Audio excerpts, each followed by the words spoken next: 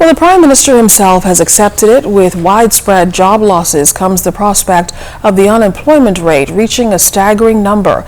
But the multi-million-dollar Nassau cruise port project could have some positive impact, as Makush Lopinder explains tonight. COVID-19's been blamed for pretty much everything from business shutdowns to mass layoffs. Strangely enough, the pandemic has also led to the prospect of even more jobs, at least at the Nassau cruise port, and that's according to Global Ports Holding Regional Director for the Caribbean and the Americas, Michael Mora. There's a whole new look at sanitation protocols, processing protocols, and so that in itself is going to create jobs.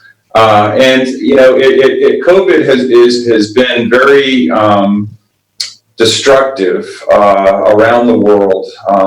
But I feel that coming out of this, we're going to find that there's going to be significant improvement in facility design, in health and safety protocols.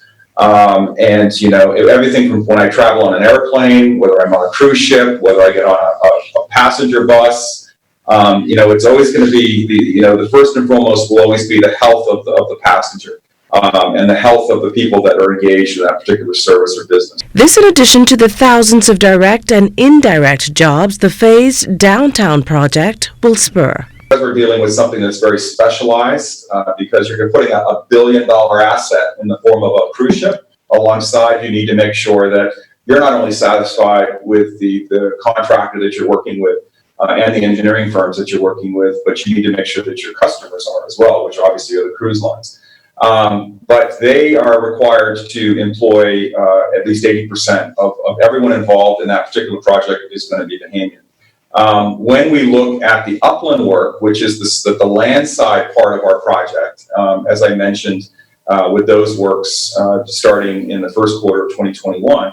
And then even if you look at the demolition that's happening now, that demolition work is all Bahamian.